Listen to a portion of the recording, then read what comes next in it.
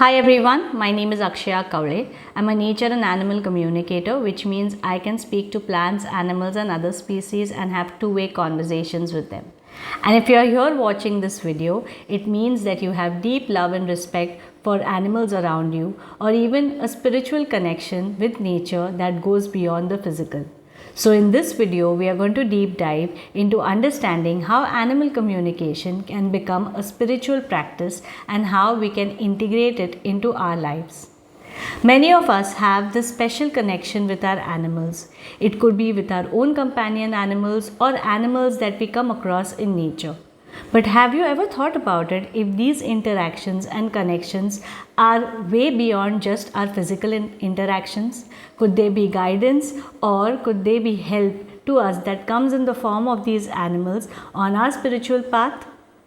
Animals have been very important in so many spiritual and religious practices as well. Many indigenous and native cultures will have animals as their spirit guides and will also worship these animals as their guides. In fact, in Native American cultures, we have so many animals being symbolic of strength and courage.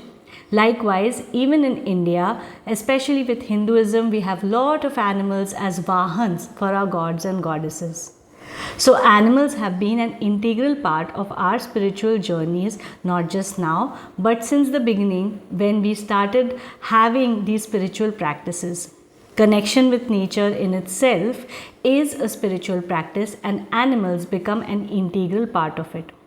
So how can we really integrate this practice into our lives? Well, there honestly need not be a specific way of doing it. Whatever you are driven or you're guided to do can be your spiritual practice. It could be with your own companion animals or the birds that visit your window or the animals you interact with on a daily basis. These interactions need not only be physical, it could also be energetic interactions such as strong feelings or dream visitations in which you see these beautiful animals, be it your own or other animals who come to you for guidance. We can be more mindful and consciously aware of the spiritual connection that we have, and for this we could simply do a simple meditation exercise to help us become innately aware of the spiritual connection. You can try this and let me know if it helps you.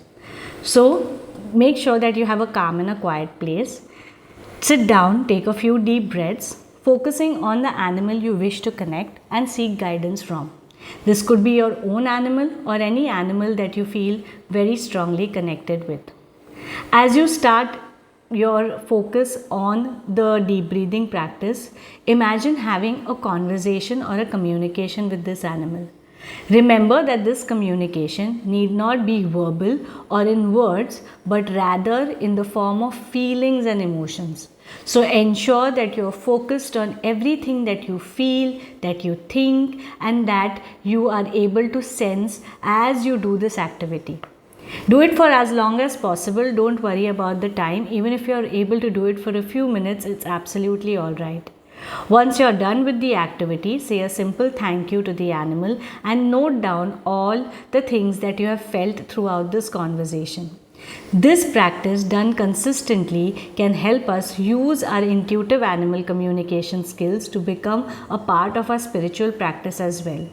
Many people around the world believe that animal and nature communication is a spiritual practice and follow this path for their own spiritual development.